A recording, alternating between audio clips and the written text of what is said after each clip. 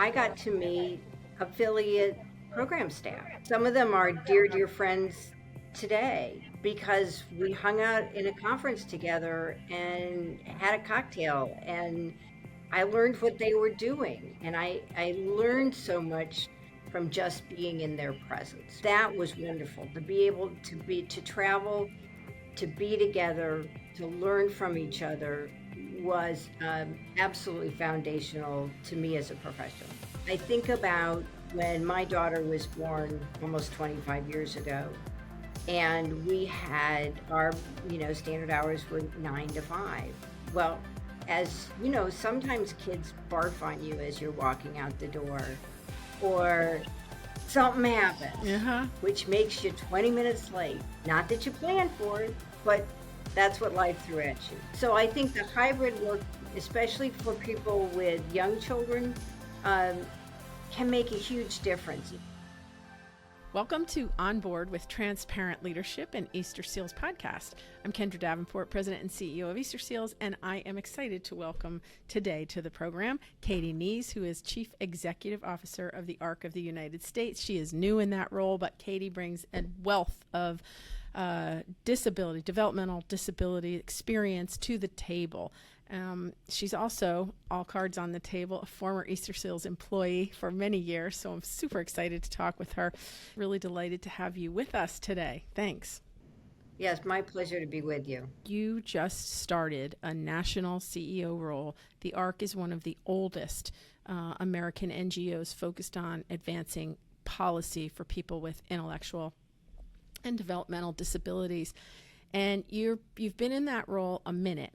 So can you talk a little bit about, and I know you have said publicly that taking on that role felt like coming home, which I love. I love that descriptor. Can you talk a little bit about what drew you to the role and why you feel that way? Great, thanks, and it's awfully nice to be with you and be with good friends at Easterseals. My journey started with an internship in college with Senator Tom Harkin, where I really learned how government can be an equalizer for people with disabilities. And over the years, I helped pass the Americans with Disabilities Act, increased expectations for students with disabilities, and protected health care for children and adults with disabilities in the Medicaid program. And in the last 6 months or 8 months being here at the ARC, we are a nationwide movement to advance the civil rights of people with disabilities and their families. And as you well know, people with disabilities are often the first to be sacrificed at the altar of what I call fiscal responsibility, right? And I work at the ARC because we're an army of what I call badass individuals with disabilities and their family members who are standing between people with disabilities and the policies that are going to harm them.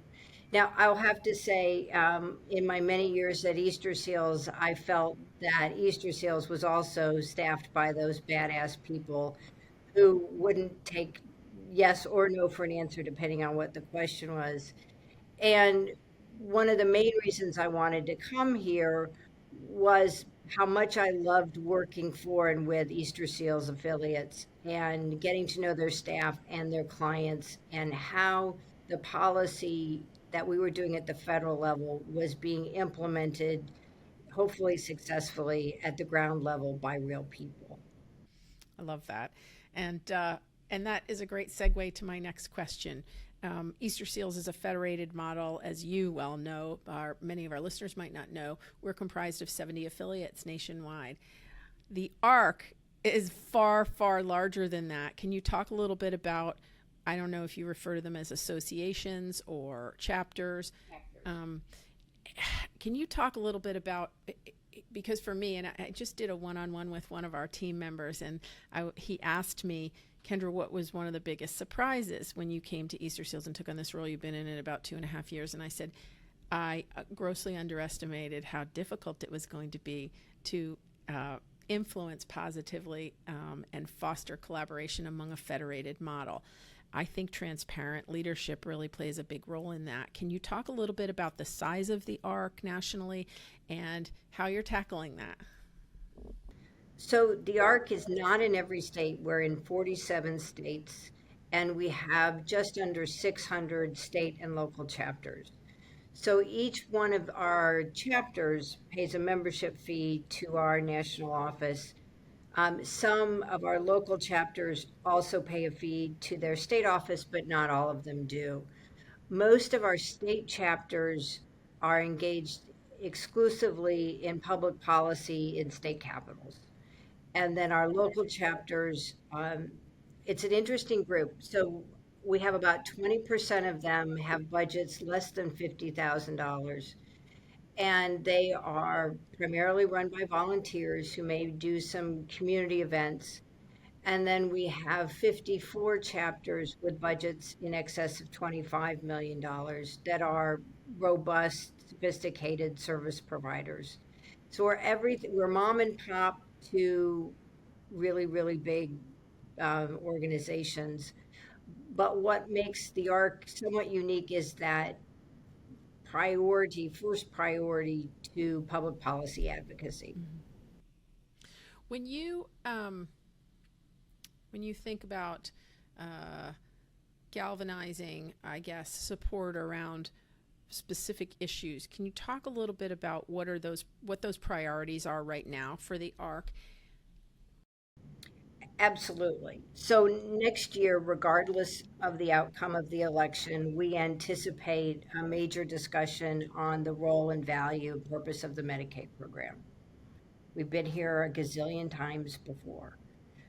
One of the things that has been interesting from the ARC's perspective is our chapters advocate on state policies related to Medicaid every year.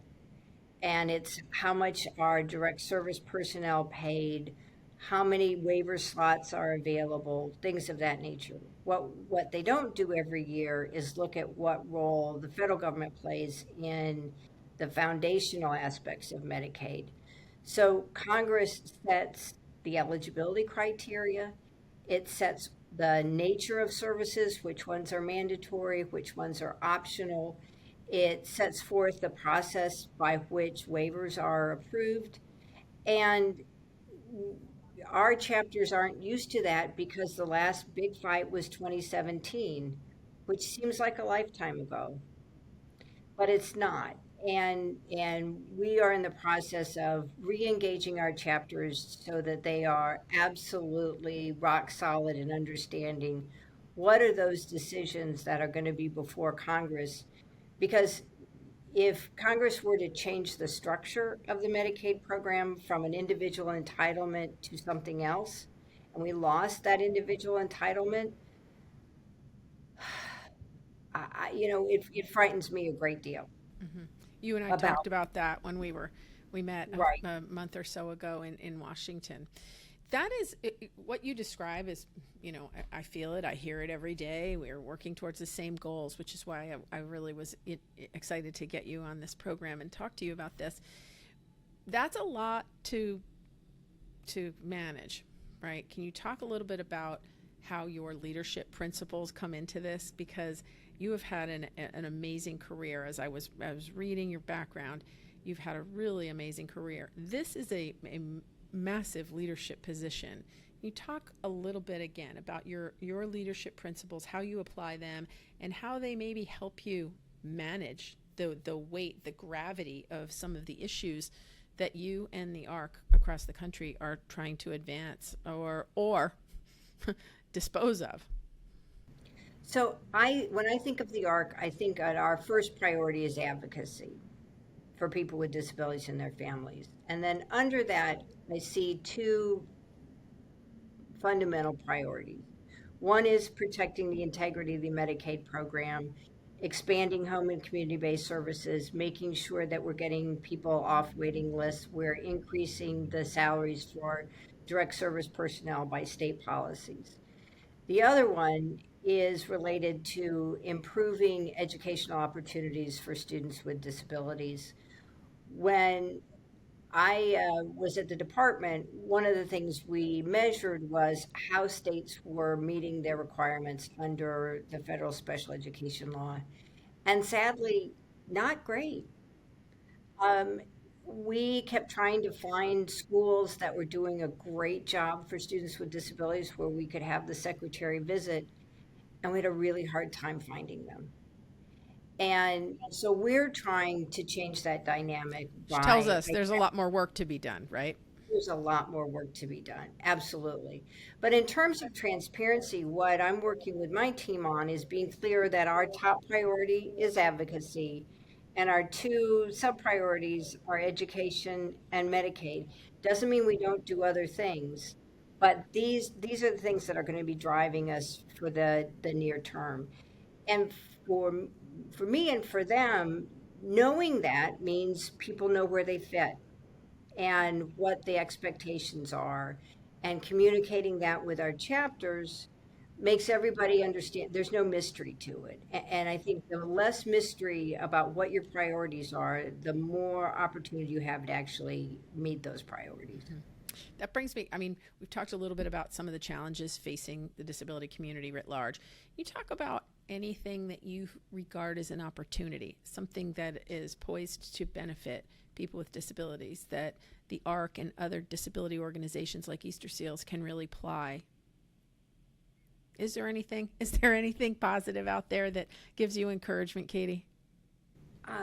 I will say, and I don't mean this as a partisan statement, but we all watched the convention last week and saw Gus Walls um, express love and support for his father, and his father supported love and support back to him, and how some people criticized them and bullied them and tried to make Gus be less than.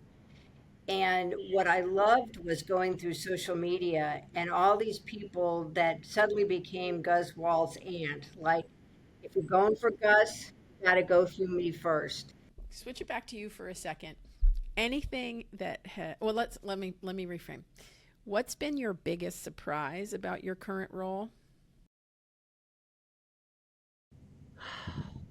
Uh, my biggest surprise has been the solid commitment to advocacy from my board to my staff to the chapters. And when I ask chapters, what do they tell people they do? And they say we are civil rights advocates for people with disabilities, and proudly, right? They may also provide services, but they proudly say they are advocates for the civil rights of people with disabilities. So that's cool. Very cool. You were recently recognized, and you're recognized for a lot of good things, but one of them was Fortune 500's 50 over 50 women making a really positive difference.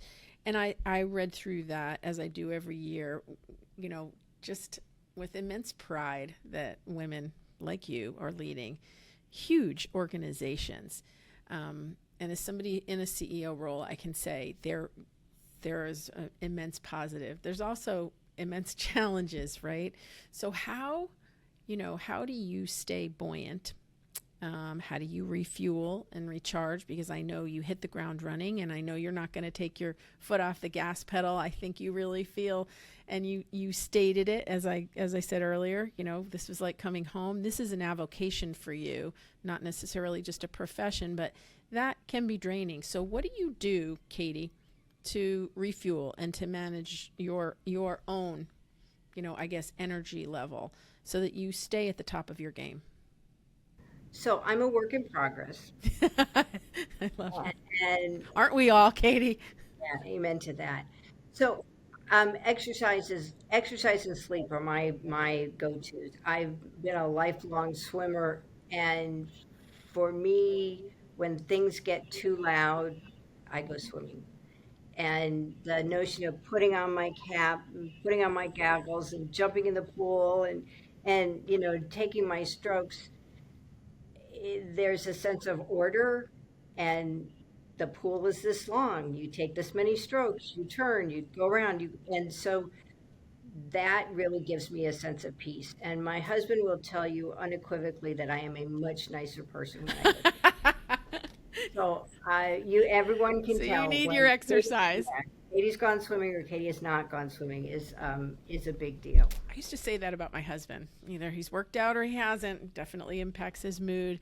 Um, I know that to many people here at Easter Seals, you you were sort of a mentor, and you are to this day. And you've been away from Easter Seals for I don't know how long, maybe a decade.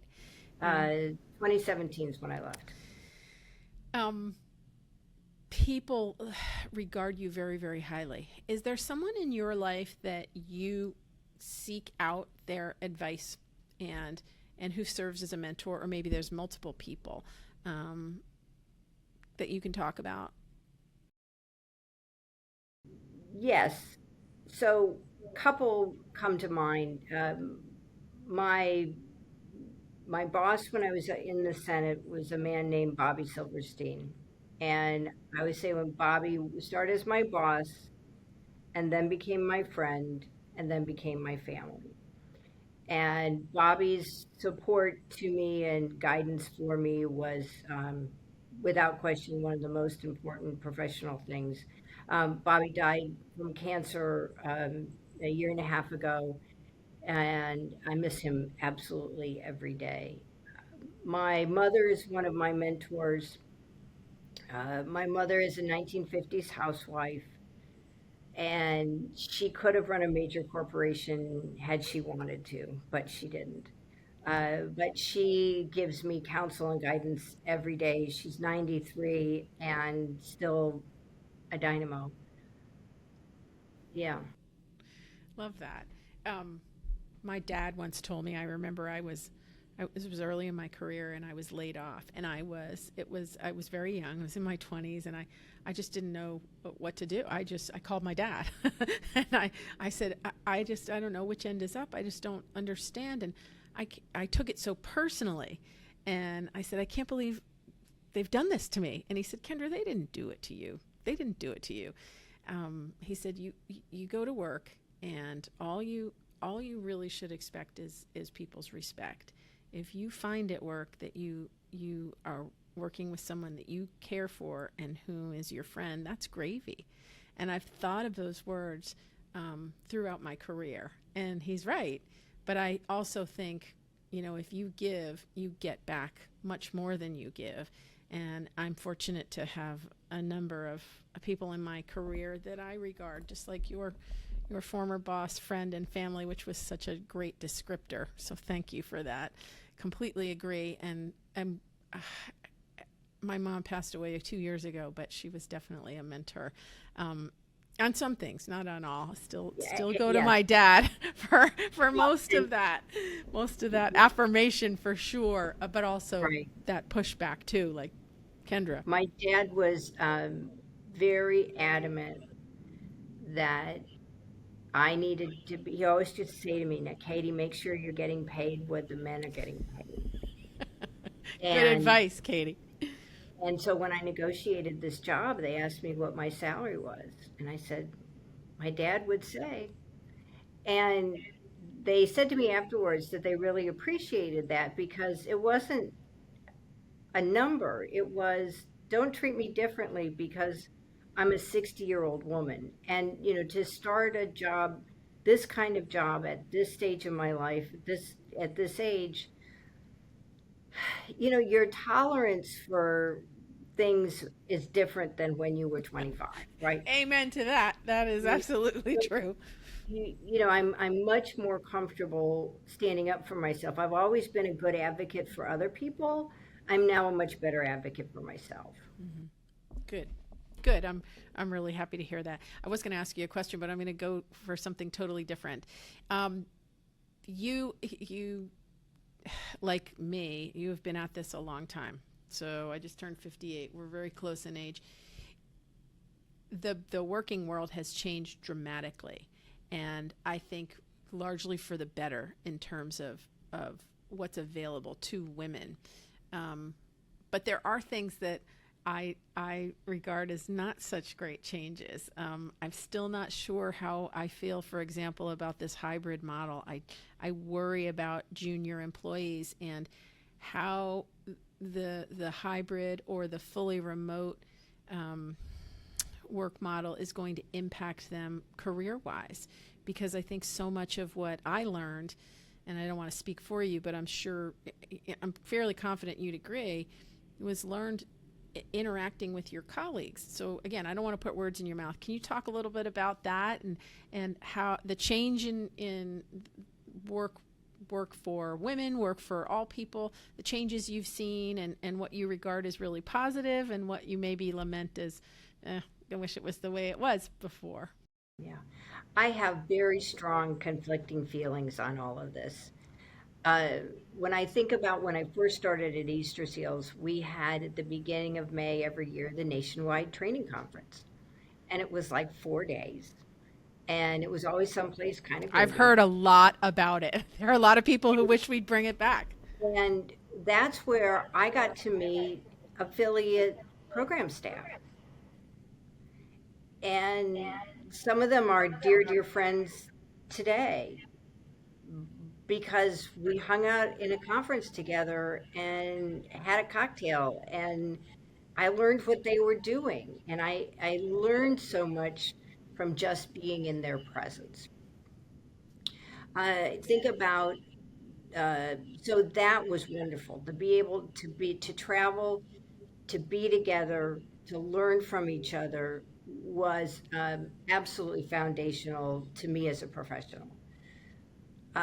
I think about when my daughter was born almost 25 years ago, and we had our, standard hours were 9 to 5. Well, as you know, sometimes kids barf on you as you're walking out the door, or something happens, Uh-huh. which makes you 20 minutes late. Not that you planned for it, but that's what life threw at you. So I think the hybrid work, especially for people with young children, um, can make a huge difference. If you're not racing out the door to get to the office by 9 o'clock, but you're figuring out whatever your daycare issue is, and you need to sit down in your spare bedroom at 9 o'clock, somehow that can be easier. And so I'm cognizant of that, especially for our staff that have young children. I couldn't agree with you more. I think that especially the younger staff, the people that are starting their career, they don't get to learn social norms. They don't get the energy of an office when people aren't together.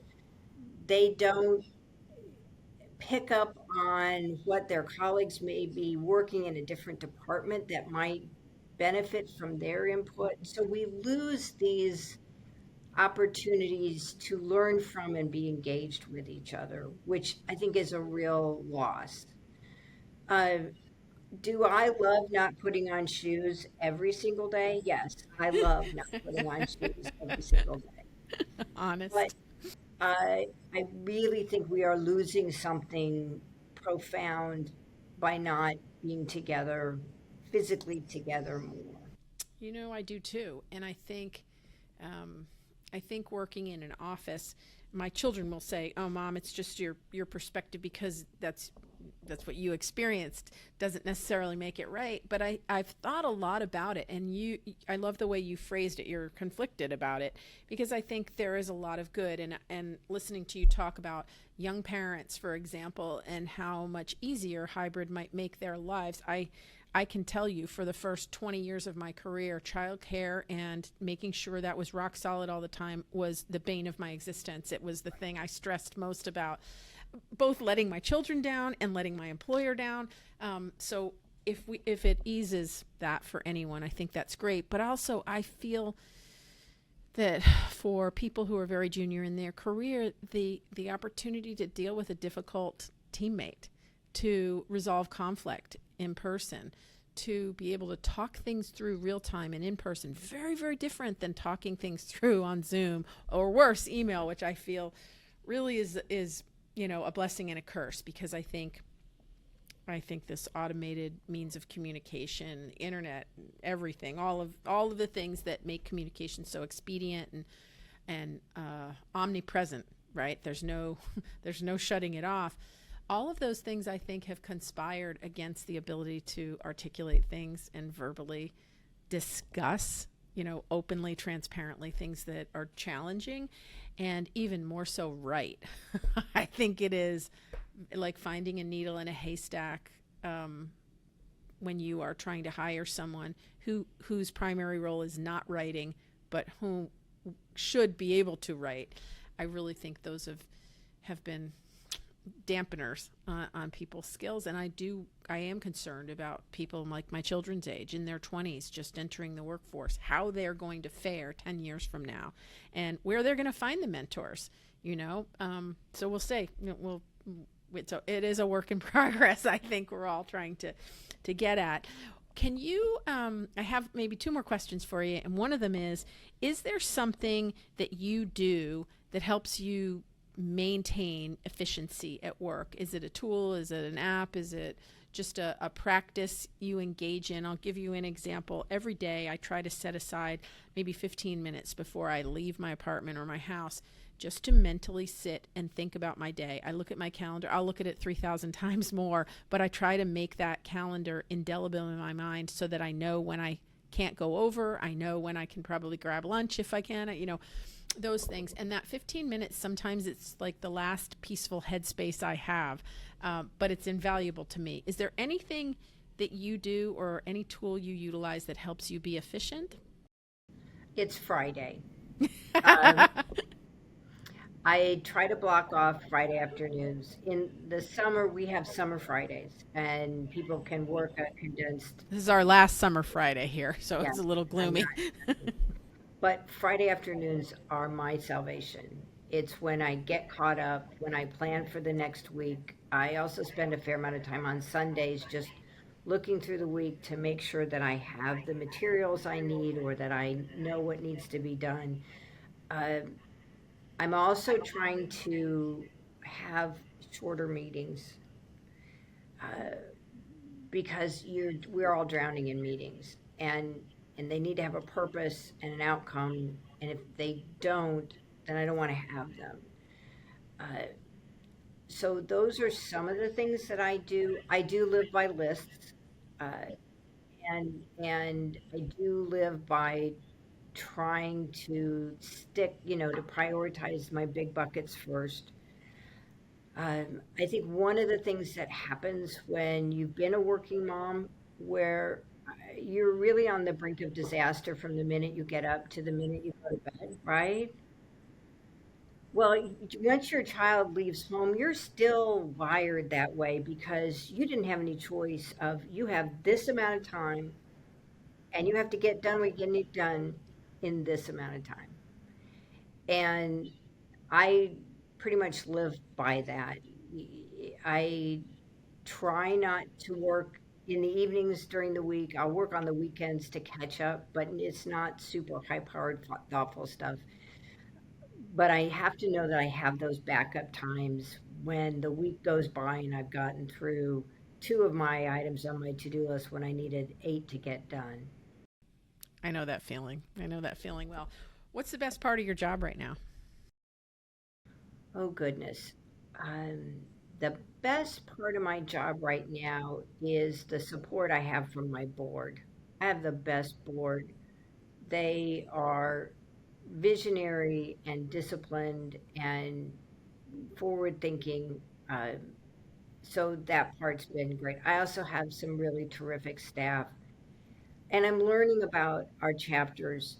They're all so different, but they're also committed. And to be able to see their good work and know that we're helping advance that is pretty awesome. It's great. We like to end our episodes with an Ask Me Anything segment, so stick around for that. But before we do, I want to ask Katy one more question.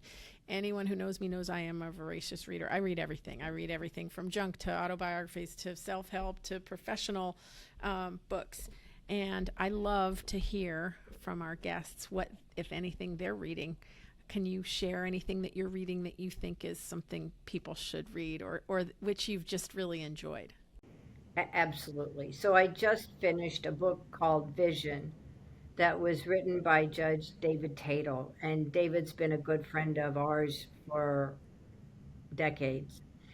And it's a fascinating discussion, both as his journey as a lawyer and federal judge, but as a person who lost his vision in college and kind of owned it at the end part of his career. Uh, the book reads as if you're talking to him. In fact, I was on a trip and called my husband from the airport, and he said, "What are you doing?" I'm like, "I'm just hanging out with David." He's like, "David's there?" No, I just, "No, I'm reading David's book." But it's called Vision by Judge David Tatel, and it's just a joy. The other book that I highly recommend, but lots of people, it's called Remarkably Amazing Creatures. And it's about the primary character is an octopus in an aquarium in Seattle, and it's awesome. I've heard about that. I have heard about that. I didn't recognize the title at first, but I have heard about it. Thank you. Thank you for both those suggestions. I will put those on my list. Thank you for your time today. Is there any final thought about ARC that you want to share with our listeners? So I think the more that the ARC and Easter Seals can do together at either the federal, state, or local level, the better we all will be. I am beyond grateful for my time at Easter Seals. Um, this organization, those people shaped me. I, talking with Tracy in Louisiana and the work we were able to do in Monroe, Louisiana to increase the access to early intervention, still is one of the proudest things I've ever done. So these are two really, really important organizations that need to continue well into the future. And I hope we can continue to figure out ways to collaborate. Oh, you absolutely have my word on that. We are really excited. We are about to launch a national search for someone to lead our government affairs, trying to get our office back to where it was, when you were here with Easterseals. So more on that, and you and I feel will continue to share our desire for these two important organizations to work together. Now on to our Ask Me Anything question is, having diverse work and communication styles are a good thing on a team. Different styles lead to different perspectives, and this can benefit everyone if they can find a way to capitalize on these differences. How do you handle working with people who have a completely different style of working and communicating than your own? What if you can't find middle ground to work together successfully across vastly different styles? It's a great question. I think everyone communicates in unique ways. And while they might subscribe to the same means or mode of communication, we all communicate differently. And by that, I mean some people wear their feelings on their sleeves and they're very overt, regardless of the subject matter. Others play it a little bit closer to the vest. And simultaneously, I think there are people comfortable speaking in a group, and then there are people who really loathe speaking in a group. So the trick as a leader, I think, is to synthesize and give voice to all of those voices, regardless of the way they like to chime in and communicate. And that can be tricky. I will admit, I throughout my career have recognized I am biased about people who talk slowly. I tend to be very quick. I speak quick, and I think you gravitate to people who speak in the same cadence and manner as you do. And so I'm also impatient. And as I've gotten older, I think that patience has grown a little bit. But just being aware of the fact that I need to avoid judging someone who does not speak rapidly, and instead who takes a lot of time and chooses their words carefully and speaks slowly. So that's a very basic example of communication, but more complex is, how are they communicating, their thoughts to you? Are they speaking them? Are they writing them? Are they preferential to putting things in email or text, or do they not like to put things in writing? I'm someone who uses all modes of communication, and I genuinely like to write. I can be pretty verbose, and in this day and age, that is frowned upon. People do not read. They don't like to read. As someone recently said, they hate reading my 12 paragraphs in Network Update, which we produce, which is one of the reasons I put a video together to sort of synthesize and make another mode of communication to anyone who either doesn't have the time or prefers not to read what is not usually 12 paragraphs, but can be kind of lengthy network update messages. I do write them myself, and that's because I genuinely enjoy writing, but I understand most people don't. So I think as we just talked about in this last segment with Katy Neas, technology has in many ways facilitated immediate and ubiquitous communication among people all over the world, and that's wonderful. It's also reduced, I think, people's ability to want to write and to be articulate in that writing and concise and interesting. I find reading good writing really helps me understand issues better, and I will retain that written word far longer than I think I will retain the spoken word. So for me, that's kind of it. I don't know if I've answered this question. I think patience comes into play, and I think empathy, understanding, and respect for your colleagues and the people you're working with, and the way they like to communicate, trying to respect and uphold that.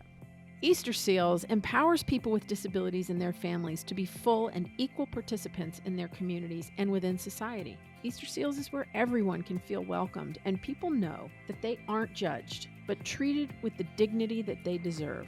Each day, we provide life-changing services nationwide and advocate for policies that improve quality of life. From employment to housing services to job training, child care and respite care, adult day programs, and so much more, Easterseals is making a profound impact in thousands of communities every day. You can learn more by visiting Easterseals.com. That concludes our episode. Thank you so much for listening. If you like what you heard, be sure to write a review, like and subscribe wherever you get your podcasts, and be sure to join us in the next episode as we discuss how we can all get on board with transparent leadership.